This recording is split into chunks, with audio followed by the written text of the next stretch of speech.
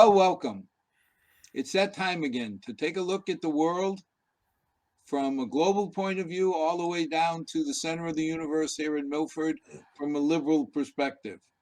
There's certainly enough to talk about tonight, but let's start with introductions. Lauren? Hi, my name is Lauren Wilton. I'm a local attorney, a friendly neighbor of Al, our host, town meeting member in Precinct 5. Happy to be here. Glenn? I am Glenn Wyke. I'm an IT consultant. I am a town meeting member, member of the Milford Democratic Town Committee, currently the treasurer. I guess that's all. Okay. I am Rand Barthel. I am a software engineer by profession until tomorrow. Tomorrow is my last day. I'm retiring from IBM. And what I say does not reflect in any way the opinions of IBM.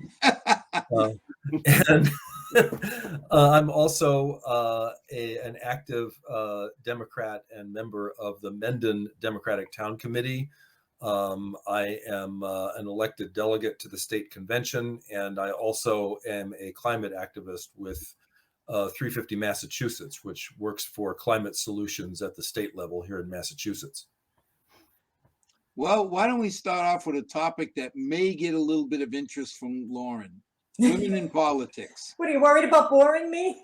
Oh, hey, by the way, Glenn and I are also delegates representing Milford at the Democratic State Convention. Forgot to mention that. And also I'm the chair of the Milford Democratic Town Committee. Didn't want to leave that out. You forget that and Christine won't ever forgive you. Seeing a lot of press about everything from well, let's start with the Supreme Court. I'll ask a basic question. She's going to get appointed. And you can argue right, wrong, whatever, but she certainly seems qualified. She certainly seems to have the right attitude. But at the end of the day, there's enough votes. If every non-Democrat, see, I won't use the word Republican and watch your face grimace, but if every non-Democrat voted against her, tie break, she gets in. Why are people making themselves into rectums during the process if there's a foregone conclusion? Rectum nearly killed them. I'm sorry, rectum has a purpose. Did you all watch the hearings at all? Did you get a chance to watch it? Yeah, I don't get it. A bit.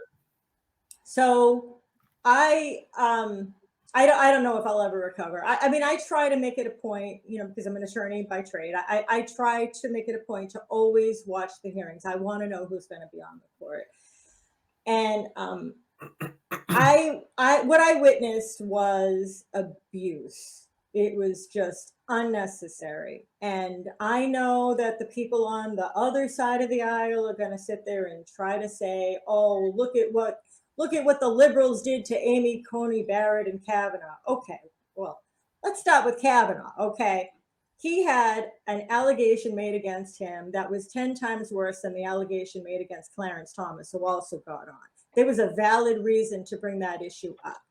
And as for Amy Coney Barrett, okay, do we want a religious zealot on the court who never had a trial? Her experience was very, very limited. She's an academic. I'm not denying she's smart. She clearly appears to be very smart. I'm not so sure about Kavanaugh, but okay. So background. And as a liberal, I'm not like, dancing, all excited about this new justice in terms of her background. I don't really know much about her, but I'll tell you this, her temperament was fantastic. Her ability to say in plain language what are very complicated things was helpful, I thought, to anybody that was watching the hearing. She's clearly qualified. And what was happening was you had people who wanted to make points, because in the law, when you don't have an argument, when you don't have the facts and you don't have the law, you just get up and you start pounding on the table. And that's what was happening with Lindsey Graham and Ted Cruz, et cetera. They wanted to talk, they kept focusing on one issue, which is she didn't sentence, predators, sexual child predators enough. She didn't give them tough enough sentences. Okay, well, she explained multiple times she is constrained by the law. The law was developed with respect to that issue before the internet. So there wasn't a lot she could do. She's not going to be giving people the death penalty, but they just kept saying it over and over again. It's in the Trump playbook. If you just keep saying a lie frequently enough, people will associate her with that. And that's basically what was happening. They were just trying to discredit her before she even got on the court. And it was embarrassing. And it angered me, not just as an attorney, not just as a woman, but, it is so difficult for a Black woman, to be frank, to get in the position where she was, to even be asked to do that. You're going to think about, they're going to be looking at every part of her background, every possible thing that could possibly sink her. And she made it to that point, and all they wanted to do was just try to discredit her. It was awful. So that's my 2 cents. Well, I would like to point out that Lindsey Graham, at least, voted for her confirmation to the Court of Appeals for the DC Circuit, which is sometimes called the Little Supreme Court, because it's the Court of Appeals that tends to hear the most high-profile cases before they get to the Supreme Court. And all of the decisions she made regarding sentencing and everything else all predated the hearings where he voted for her confirmation to that court. And so, I think what we're seeing here is, in addition to what Lauren said, it's bad faith. Lindsey Yes. Graham is not stupid enough to actually believe the nonsense that was coming out of his mouth about this justice. And so then that gets back to the fact that, Lindsey Graham is doing this for one reason and one reason only: to excite his voters. And what this really says is something about the voters in his state and their willingness to vote for somebody who would behave like that. I would go one step further. Not only is it his voters, but he's also looking for his Fox News moment where they can pick up something he said and give him free publicity. And there are a lot of donations and a lot of Tories that you can get from Fox News for doing things like that. And Ted Cruz was caught after his questioning, looking on Twitter and other social media to see if he was trending yet from his clown show. And that's what it's about now on the Republican side. It's about getting those sound bites out, using maximum vitriol, and that's what turns on their fans. That's the way it is. And then the killer part, when you had somebody like Senator Sass, who was kind, who was fair and reasonable in all of his questioning, and then at the end of the day says, I can't possibly vote in favor of her confirmation. All I can say is thank goodness for Cory Booker, because by the end of 2 days of hearings, I was just like, I was just ready to just let me bleed out. I just can't take any more of this. This country is crazy. And then he just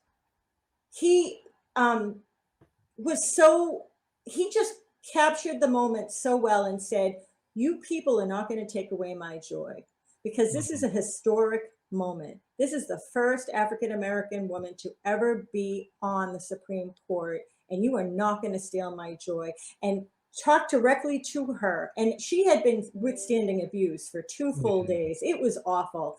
And that was the first time she's wiping away a tear, was while he was talking, because he just said, you deserve this. You worked hard for this. You belong here. And I mean, anybody that watched that, you couldn't not get, I don't know how she held herself together after that. Well, they say you can steel yourself against hate, but you break down with love, right? Like, so that's basically what he did. And I had such respect for him. Yeah, but for the first time, somebody's given me, Glenn, you gave me an idea as to why this makes sense. If I can turn this into a way of raising campaign funds, the outcome is done. I mean, I don't think you are going to prove that this person, I don't care that she's a Black woman, she's a qualified justice. The historic part is icing on the cake, but she's a qualified justice.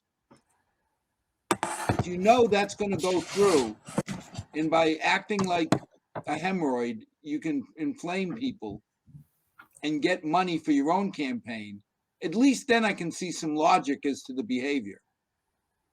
Marjorie Taylor Greene is one of the biggest grassroots fundraisers in the Republican Party. I mean, that's her whole shtick, is to say and do outrageous things. You know, just a couple weeks ago, she attended a white nationalist rally and gave a speech there.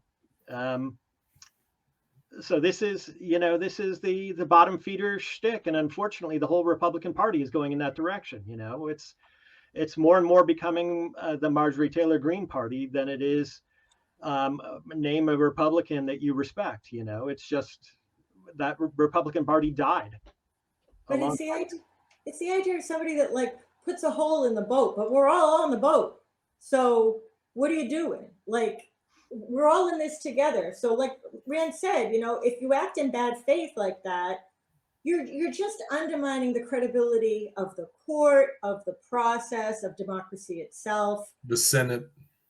Yes. Yeah, I mean, the Senate used to have some respect, you know, it used to be the House that was like crazy and people would fight and everything. And the Senate was like, okay, everybody calm down. Let's do the right thing here. And they can't even rise above their own. Yeah, Lauren is exactly right. You know, democracy in particular relies on mutual faith from both sides, or all sides, however many parties you might have. And we don't have that right now, unfortunately. We have Democrats who are kind of the patsies. If you ever watched a professional wrestling, they're kind of the patsy, keep going in there in good faith, trying to wrestle, following all the rules, and then the Republicans are kind of the bad guys. They go in with the blades or the hidden weapon and smash Democrats over the head constantly. And you can't have a democracy in that situation. You just can't. Either one of two things has to happen, or will happen. Either the Democrats will win and seize control for some time period until Republicans can become a normal party again, or the Republicans will seize power and may never give it back. And perhaps, well, go ahead. I was going to say, well, perhaps the January 6th investigation might flush things out. But the problem is that there's so much propaganda that people are watching the news that they want to hear. They're not watching news that are actually informing things. You know, if we're all looking at the same facts, you know, you can disagree, but if you're looking at the same thing, then at least you've got a level playing field. But if there's moneyed interests that are influencing people in Congress, and then you've got moneyed interest owning media companies, and local newspapers are floundering, going bankrupt, then you know it's creating. Well, it's creating crazy people. That's how you end, not crazy in a pejorative way, but crazy in a like a brainwash kind of way. That's how you end up with people like walking into a pizza parlor and just shooting the place up, thinking that Hillary Clinton's hiding in the basement with pedophiles. I mean, that's yeah. Well, you know, and you can't actually just talk about media companies without singling out Fox News, because I mean, they've made it clear what kind of future they want for America. You know, Tucker Carlson spent a whole week broadcasting from Hungary and advertising the joys of post-democratic authoritarianism, you know, founded on white nationalism. And that's what they want. That's what they want to impose here. And that's what they're trying to sell here. And, you know, you got to pay attention to that.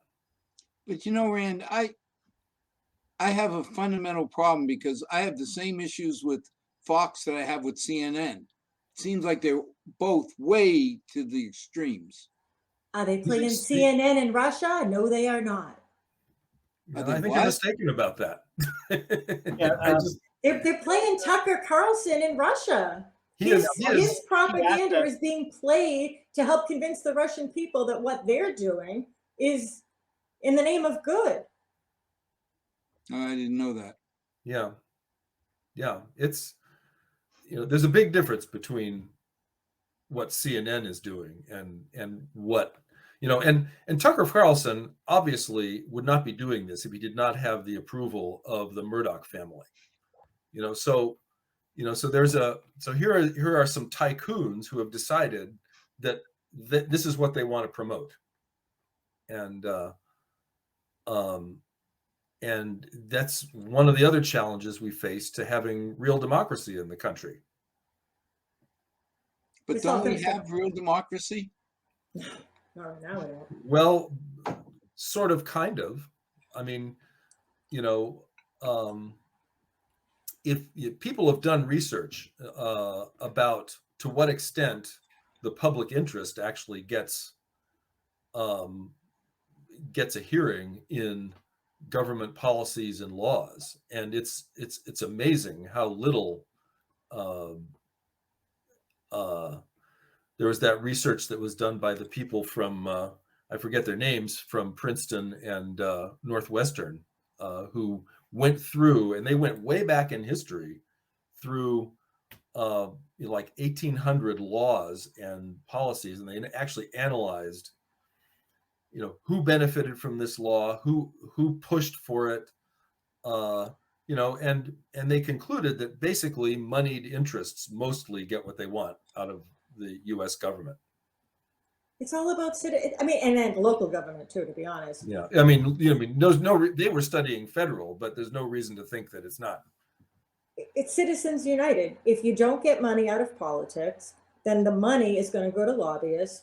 And I have friends who are lobbyists. I'm not saying all lobbyists are bad. I'm just saying that, when you have money that are influencing how people vote, and who's representing the little guy, and that's why I'm saying, I mean, yes, of course we have a democracy, which is fragile at the moment. And it's not going to get any better until we get money out of it. Yeah, Citizens United was one of the first ones as far as opening the floodgates for big money. But they've had other ones, raising limits that millionaires and billionaires can spend on elected officials and whatnot. I mean, it's really, our country is so awash in dark money now, money that's being laundered into campaigns for attack ads and things like that, that it's hard to, it's hard to see us as a democracy at this point, because the megaphone for some of these special interests is so big at this point. It's just unbelievable. And that's why we do what we do, right, Glenn? I mean, that's why we get involved at the local level, because there's not a lot we can do at the national level. I mean, we can support our candidates that we like or whatever, but at the local level, we can try to push for government transparency and accountability, and, to try to make sure that people are being fair to the little guy, and, not looking at things with a certain vantage point that leaves other people out. Just trying to create a level playing field, because that's all you can do. It's frankly why Carolyn and I have chosen to focus our climate work at the state level and work with 350 Mass, because we have been able to have an impact that we could not have had anywhere else. That's right. But now, when Lauren, if I could just make one more point. Lauren just made the point that Tucker Carlson is being shown in Russia. But there are other influences here in the country that are also being helped by Russia. Lev Parnas, who was in the Trump orbit, was recently, I believe, convicted of laundering Russian money to Ron DeSantis in Florida, the governor there, and Rick Scott, the senator, who they're trying to position as the next head of the Senate. And so there's a lot of this dirty money floating around, and even foreign influence happening in our federal government. Yeah, but Glenn, again, I have a problem on both sides, because when I hear that Hunter Biden is getting paid off by being on a board that makes no sense to me, it makes me feel like neither side is clean. That's a distraction. Yeah. Okay, because look at Ivanka, look at Jared, who are actually in the White House making money from China, etc. So that is a red herring. It's got nothing to do with nothing. I'm not saying Hunter Biden is a great guy. Who cares what Hunter Biden? He's not influencing our government.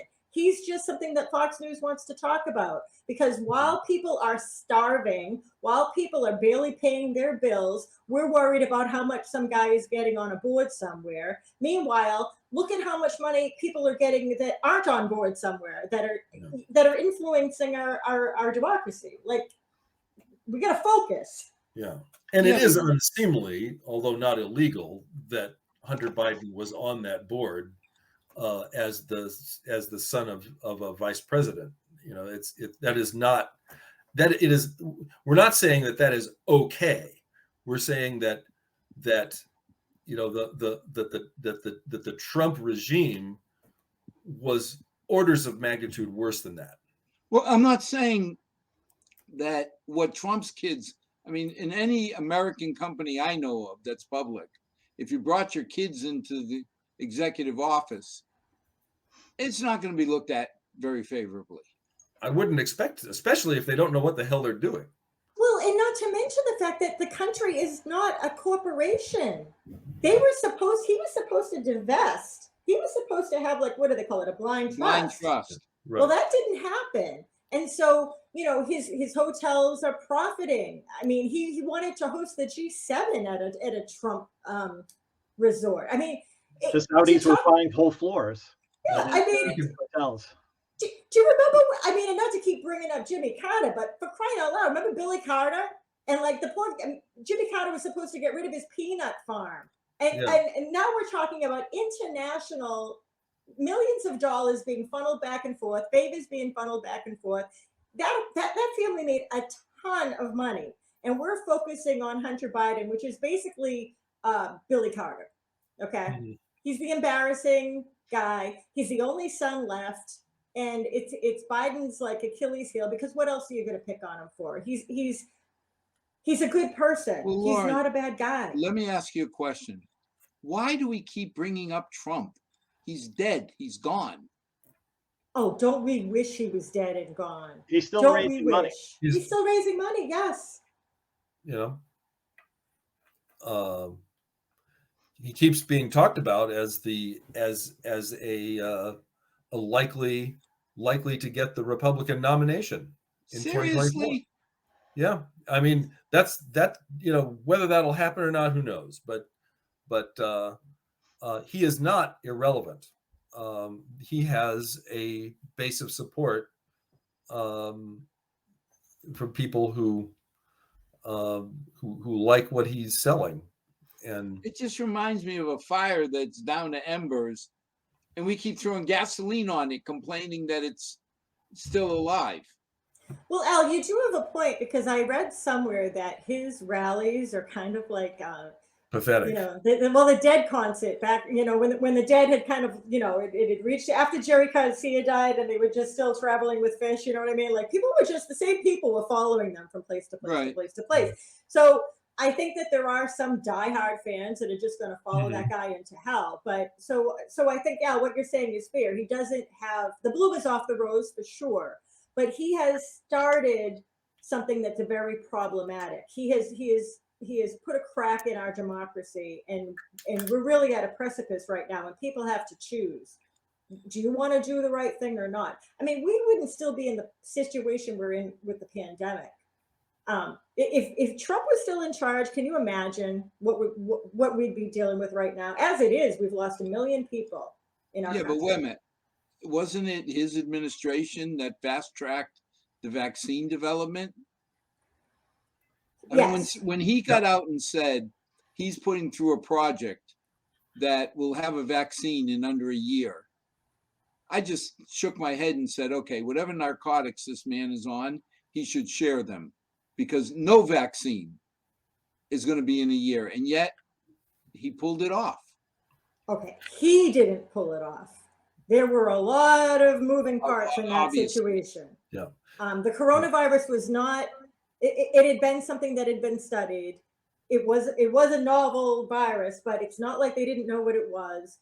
Yeah, they got the methodology. They were actually locked and loaded to sequence the messenger RNA as soon as they got the samples of the coronavirus. They had kind of figured out what the game plan was going to be to make the virus already. And yeah, you know, Trump did, make the government do things to expedite the process, and that was, you know, a broken clock is right twice a day. And Yes. the problem is he also poisoned people's faith in the healthcare system to the point where we had a huge slice of the population that is convinced that the virus has microchips in it from Bill Gates or something. And And let's not forget, he was calling the virus a hoax that was going to disappear like magic as soon as the weather got warm. so now because he needed a backup plan in unhappy case the that he doesn't get vaccines- the credit for the for the virus. Well, of course he doesn't. Yeah, let's give credit to Moderna. Let's give credit to Pfizer. Let's give credit to J&J and anybody else that was involved in actually doing the work, because really all they were doing was funding it. Let's not forget that the Trump administration the federal government was competing against the state governments to get PPE. Like, people in hospitals were working without proper protection. People were dying and getting sick at work because they didn't have proper protection. Because Baker had to rely on craft to fly to China on a private jet to get PPE. Yeah. I mean, this is not how government is supposed to Well, work. the governor of New Jersey. I remember one of my better Republicans customers smuggled stuff into the country past Jared's agents. Yeah, one of my better customers in China was worried about us and shipped us 800 masks without us asking. Shipped us 800. I mean, that wasn't, a snowflake in a blizzard when we started handing them out to all the people, the healthcare workers. Those masks went away fast, but you had people doing what they had to. And then the killer part is, who are the people who are out in the public every day? People that are working at grocery stores. Those are the people that were not getting PPE, but they had to deal with the public and risk their very life to go to work at minimum wage. So now let me be someone who stirs the pot. I listen to all the arguments, and yet I hear that a third of the country believes our government is doing well. What's the story there? How can you have an approval rating in the gutter if you're doing well? There's a war going on. Obviously, the inflation is taking a bite out of him, and I think the more unpleasant things get between Republicans and Democrats, the worse, in theory, it makes Joe Biden look. Because wasn't he elected to be the healer of the country and the guy who was going to bring us all together? It wasn't up to Joe Biden to do that. You have to have two parties who actually are invested in doing that to make that happen. And the Republican Party was never going to do that. And a lot of us said that during the election, that was just never going to happen. And so now I think there is a segment of people that are upset with the discourse. I think they're upset that things are blocked up in the Senate and the House, that things are not getting done that really need to get done. Promises that the president made that he won't be able to get through because of certain senators who are blocking things. And it all reflects badly on him, even though it's not entirely his fault. Maybe there are other things he could have done. But Glenn, isn't it his party? I mean, the last time I looked, not really. Ask Joe Manchin, okay? Yeah. Well, it goes back to money in politics. Goes back to money in politics. West Virginia is not exactly classic Democrat. I mean, it's shocking that we even have a Democrat there. And really, with his familial relations with what is it, the EpiPen, his daughter was overpricing that. I mean, he's a deeply corrupt politician. His money is full. Well, when you look at the coal company he bought, when you look at all of the companies he's got his hands in, saying that he's a poster child for good government, it's kind of stretching it, I think. So now he's saying that he's going to vote for what was the new legislation? It was just in the news today. that Biden was talking about that Joe Manchin is supposedly in favor of, or Biden wouldn't have even mentioned it if. Was it the budget with the tax raise on billionaires? Billionaire Yes. tax. Yes, which actually it surprised me. But I mean, really, I think when you're talking about like the 1%, I guess maybe that's not really going to affect Joe Manchin's buddies. Maybe he's in a lower rate. I don't know. But yeah, so supposedly he's on board with that. I think the problem is we keep trying to get stuff done and it's not getting through Congress because we're short one person. Well, two people really, because Sinema is going to do whatever Manchin does. So that's where we're at. Both Sinema and Manchin are bought off by the same people. It's large Republican donors and the fossil fuel industry. And everybody knows that. If you want to see a comprehensive discussion on Joe Manchin, there's a good article in the New York Times recently about him and the way he built his fortune. And I won't go into it all the details, but this is a guy who's he owes his life to being able to use government in a way to benefit himself. And well, today's Times had 3 pages on him. Yeah. So I think if you read that story, you get a full comprehension of where Joe Manchin is at, and we're not happy with Joe Manchin. We're happy that he's going to help forward this judge to the Supreme Court, and we're happy that he may pass this other bill, but if you look at other things that we find are extremely important, like Rand has spent his life recently working on environmental issues, that is essentially off the table with Joe Manchin. And he kept agreeing to things and then unagreeing to them regarding the green energy proposals that were in the Build Back Better bill, and now they're completely and entirely off the table. And I mean, think about he's made his fortune selling glop. That glop. Well, it's a particularly nasty form of coal, a particularly, more than usually polluting. It's what they throw away. It's when you have dirty coal, what's left that you can't even consider coal, they mix with dirt and other stuff and they sell it. And they can't even make grappa out of it, huh? It's a damn shame. Yeah. So now, how is it that people don't understand or don't buy on to this government? I mean, when you look at approval ratings of 30-some%, that's a scary movie. Can I just say that the Democratic Party and I'm saying this as the chair of our local party, okay? It's a double-edged sword because the Republicans tend to walk in lockstep and we just don't. Whether it's on the national level, maybe on the state level here, definitely not at the local level. I mean, we disagree and we argue, and it's good for democracy in a lot of ways, but it's also very frustrating because the Republican Party is not doing that. So we're fighting amongst ourselves while they're all a block and against us. If going back to what Glenn, you were saying earlier, maybe it was you, Rand, I'm not sure who, talking about good faith. If everybody was acting in good faith, there would be common ground. Party wouldn't really be the issue. It would depend on what you were talking about. Some people might agree, depending on what your personal background is, your professional background is, you could find common ground.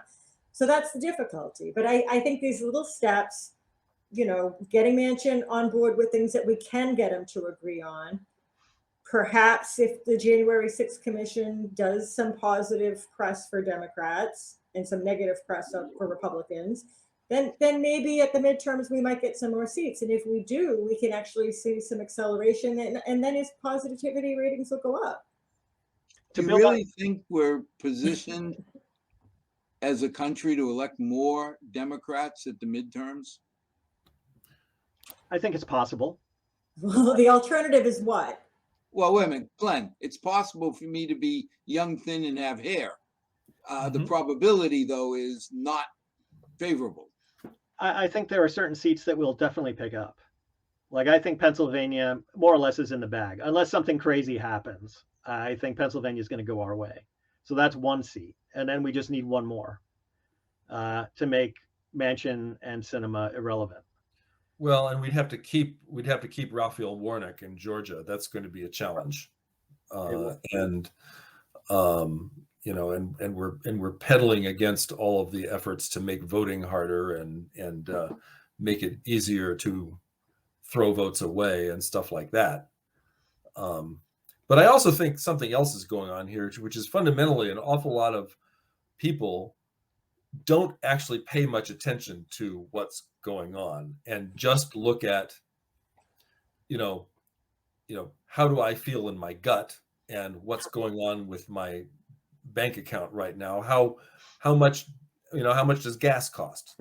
And, and the last time presidents actually had influence over gas prices was back when Harry Truman was president, and we had gas rationing because there was a war on. And so Biden is getting blamed for a bunch of things, including inflation, that are actually global phenomena that don't, that are not easily dealt with by anybody. And you were saying, Lauren, about the double-edged sword. It does kind of get back to who takes the governing process seriously and who doesn't.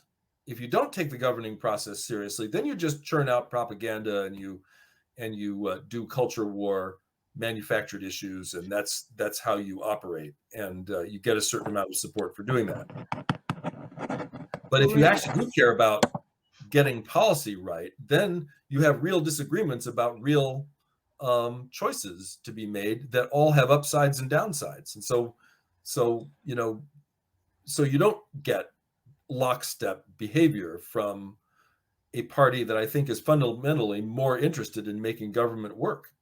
And you know what's so frustrating too? I just read this week that Biden cut the deficit dramatically. Like, it was dramatic.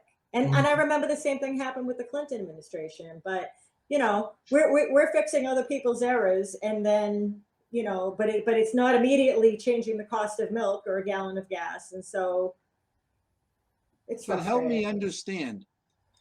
Forget the politics. You sit there and say, a year ago, it's been almost 2 years ago, a candidate came in and said, I'm going to be the green candidate. I'm going to shut down a lot of this fossil fuel usage. And all of a sudden, people hear that. They hear that we're not allowing pipelines to be built. We're not allowing things to happen. And gas price, I paid $4.30 a gallon. Mm-hmm. Al, maybe you could say Biden had nothing to do with it because his policies don't work. None of those pipelines or other measures would make any difference. They would not. It would take years to bring them on stream if you were to reverse course and go ahead and build them. And but the Keystone Pipeline, Rand, isn't that the one that went from Canada to Mexico? That was bypassing the United States altogether. So that wouldn't. Well, no, it went through the United States. We're talking. Let's be clear that there's the Keystone Pipeline, which is already built, and there's the Keystone XL Pipeline, which is a kind of a shortcut to carry tar sands crude oil, which is the absolute worst of the worst, the dirtiest. Burning gasoline made from that stuff is, you might as well be burning coal in your car. And that pipeline was stopped when it was about 8% complete. So it would take years to now build that if the policy were reversed. And also, my understanding is that all of that was supposed to be for export, not for use. It was for export, but you have to also reckon that, let's face it, the oil market is an international market, and prices everywhere are affected by what goes on anywhere. And so, and in fact, significant elements of the oil market are controlled by thugs like Putin and Mohammed bin Salman and the rulers of Iran and all of these other places. And so, you are not going to get the kind of gas price behavior reliably from a system like that. And so, people need to understand that the only real solution to this is to move beyond the use of fossil fuels in the first place, which is what we have to do anyway. And there's the rub, because you've got people like Manchin who, Right. his Who, constituents don't want that. But and his life and his financial life is based on coal. Yeah, Yeah, but and you also have a lot of people who are kind of making it, but not having a lot of extra money. All Right. of a Skin of the sudden, teeth. look at the lottery. We get money kicked back to the schools Mhm. from the lottery. Do you know what goes down right away when gas prices go up? Lottery sales. Right. Because Of course. people lower income, and you can argue whether that's right or wrong, but people go to the gas station, and when they got a 20 and there's $2 or $3 left over, They buy lottery tickets. buy lottery tickets. When they got a 20 and they can't even fill up their tank, they don't buy as many lottery tickets. Right. So, I'm not sure, and you can comment, is Biden's policies really affecting inflation? The impression is he put through trillions of dollars of spending, and that's driving inflation up. He shut down a lot of the energy. We went from being energy surplus to energy importers, and all of a sudden my gas price goes up. That's more of an illusion than anything else. It's not actually true that the Biden administration did all of those things. I actually, as a climate activist, wish they had done those things. But in fact, they held the largest lease sale for oil leasing in history. And the oil industry has thousands and thousands of tracts that they could be drilling in that they're not. And the fact of the matter is, they like these high prices for obvious reasons. And, so I think you have to deal with that as well. But what's reality? Was it happening anyway and Biden's just getting blamed? Is that what you're saying? Or did he contribute to it? Well, I don't think that anything the Biden administration did had a fundamental influence on gas prices one way or the other.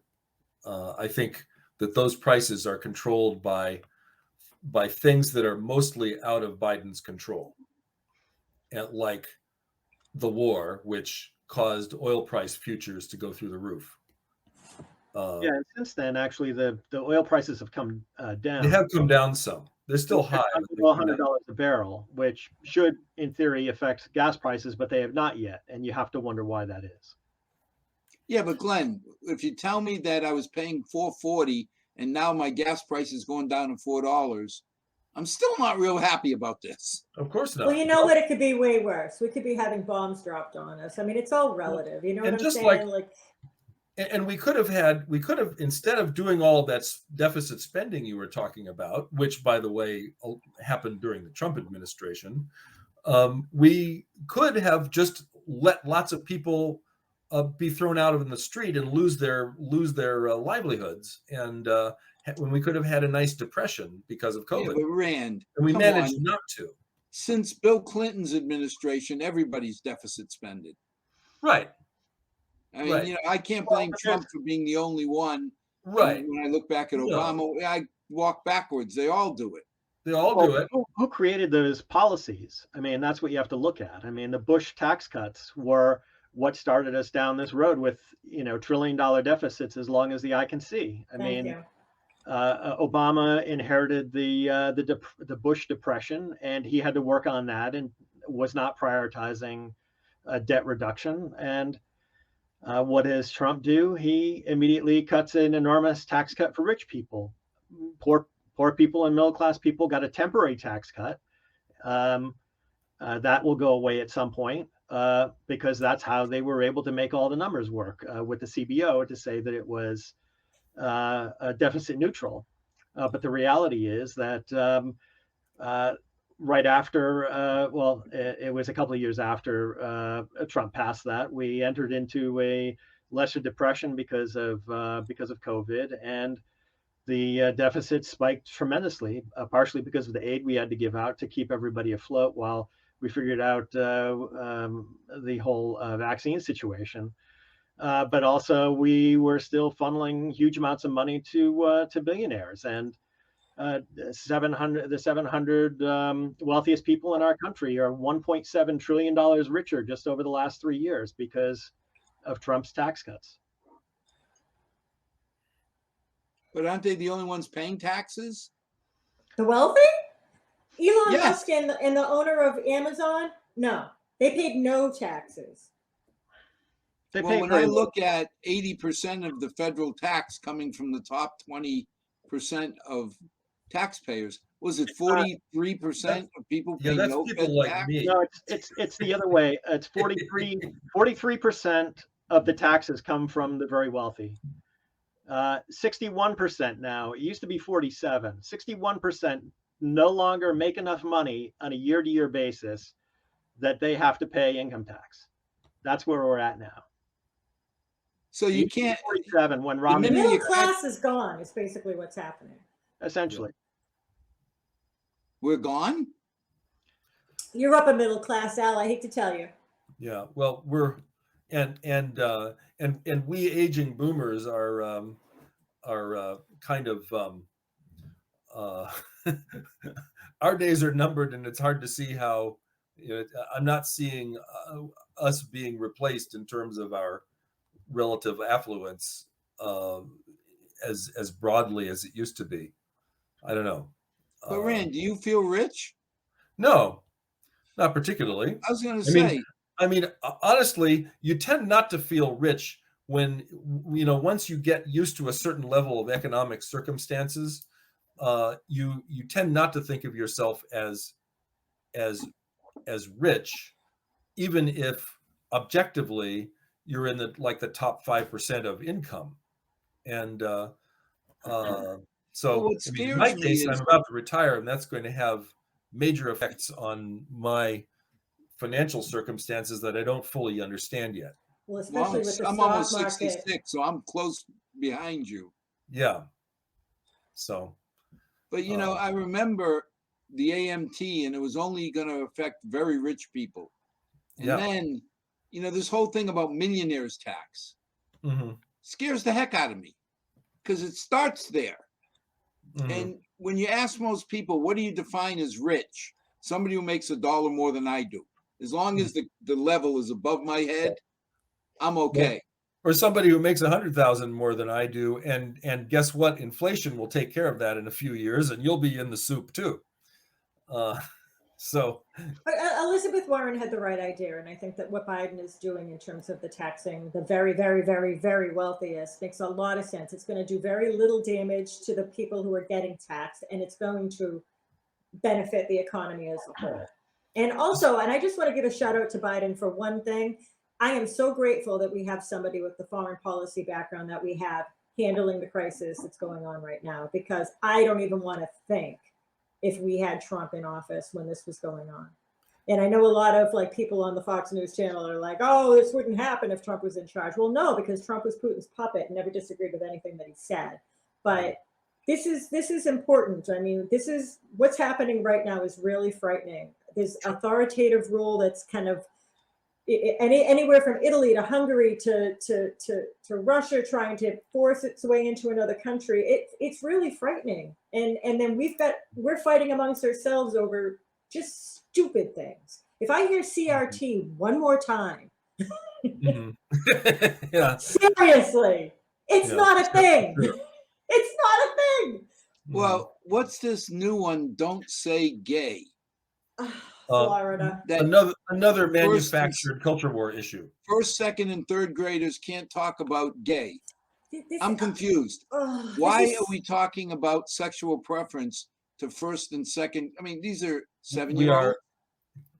We are looking for headlines, and we are generating manufactured issues to run on because we don't have anything real to talk about.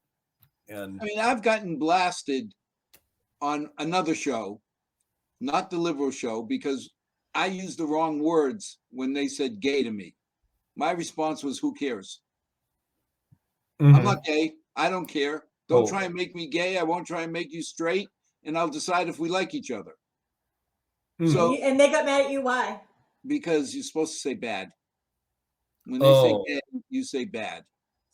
Well, it's not 1955 anymore, and people need to, get with the program. I don't understand. I'm with you, Al. I don't know why anybody cares, but the difference though is going back to the Clinton administration, it was like, don't ask, don't tell. I don't care what you do. Don't you care what I do? Yada yada. But really, people should be able to be who they are. Nobody should be living in shame. Nobody should be killing themselves or being, shunned from their families because of their sexual identity or their sexuality. And nobody should be fear mongering about, trans people in bathrooms. This is the kind of stuff that we need to get over as a society. There's bigger problems that we need to deal with collectively. And again, this goes back to follow the science, because it's nothing new. It's not a bad thing. It's a different thing. Get over it. No, Lauren, I think it goes back to the good book, Do Unto Others. Right. It's like, I'm Catholic. It's the best thing for my family because I decided I want to be Catholic, or my parents did. If you're Buddhist, hey, God bless you. Being Buddhist must be the best for your family because you decided. The only religion I don't like is when people come to my door and tell me their religion's better than mine. But that's basically what the Republican Party does, right? Because it's imposing its Christian values on everybody else. And I was raised Catholic. I'm a Reformed Catholic, so I don't believe any of that stuff. And if anybody ever told me, oh, you can't do this, that, and the other because the Pope said, well, and let's not forget that the Pope changed his mind multiple times over the years, but whatever. That's not the point. The point is respect everybody. Respect. But people can do what they want. That's but it shouldn't my point. Be policy. But that's the problem with the Republican Party and with conservatives in general. They're trying to impose Christian values, and they're using this fear mongering of, oh, Sharia law. They don't even know what that is. But there's Sharia law is not something that you want to kid about. I mean, I've been Friday afternoon after high prayer, Chop Chop Square in Riyadh. I've seen what it is. That's a scary movie. But that's why they're fear mongering that. But there's plenty of people who have religions that are not Christian and they're trying to equate that with something that's But who scary. cares? Lauren, I I don't care if you're not a Christian. As long as you don't try and make me what you are, I won't try and make you what I am.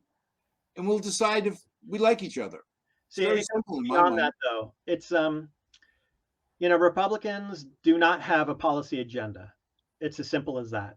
They didn't even have a platform in 2020. Right. And the reason is because they don't have policies that are popular. They just don't.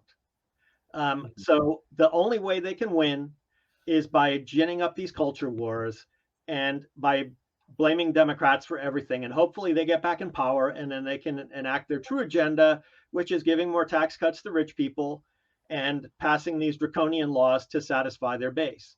That's all they're about. But Glenn, approval rate of 30-some%. I think it doesn't feel like all if I these can give people... you another spin on that, I'd like to. There are a lot of people on the left who are very disappointed in Biden. It doesn't mean they're going to vote Republican next time. They're disappointed in Biden and the Democrats because they haven't passed the agenda that they so desperately wanted, especially the Build Back Better bill. But that doesn't mean that they're going to turn around and vote for Republicans next time. It just means that they're disappointed in the current situation. And I think ultimately, given a choice between the clown show and milquetoast Biden, they're going to come back to the Democrats. I mean, that's just the way it's going to be. And I don't think there's a lot of undecided people in the middle who are flopping back and forth. The number of people in that boat are very, very small, actually. It's really all about energizing your base and getting your voters to vote. And I think at the end of the day, if Democrats could come up with something to excite their base, even this billionaire tax, then I think you'll see the numbers turn around. And ultimately, the only numbers that matter are the election numbers, right? So I'm not too. The thing that I don't get is numbers in between, honestly. That boat you're talking about, if it's 1% of the people, that could swing the election. In some areas, sure. That's exactly why Republicans are trying to disenfranchise so many voters by suppressing the votes in so many states.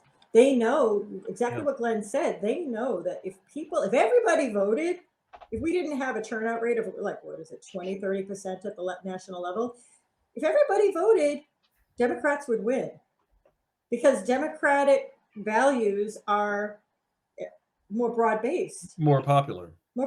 They just are. So, which actually is a nice segue to the local issues, because it's very important, I think, for people to see people who represent them in government.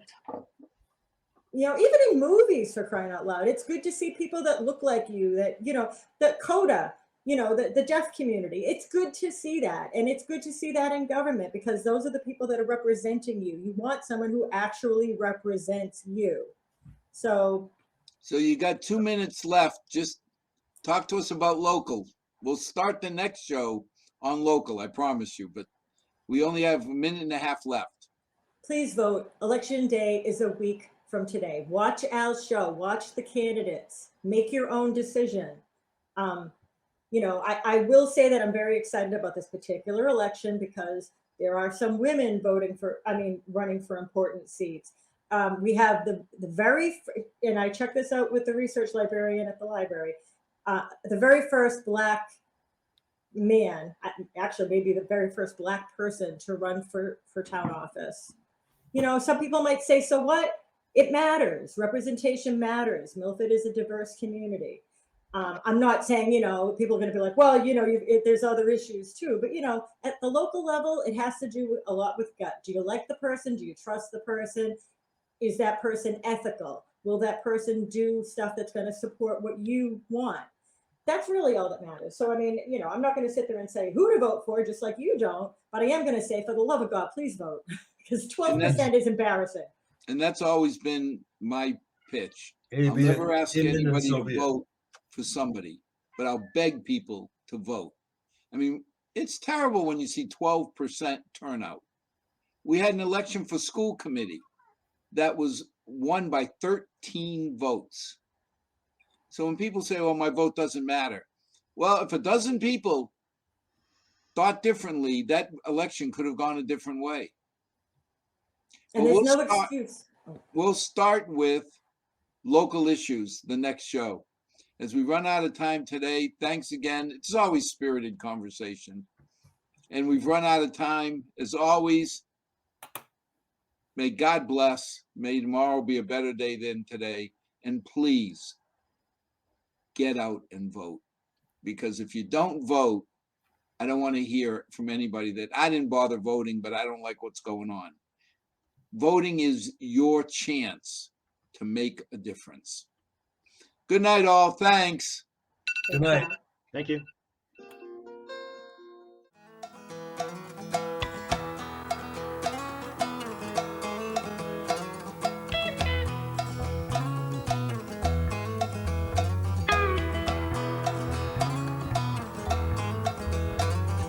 Not too long since I've been home, been running all my life just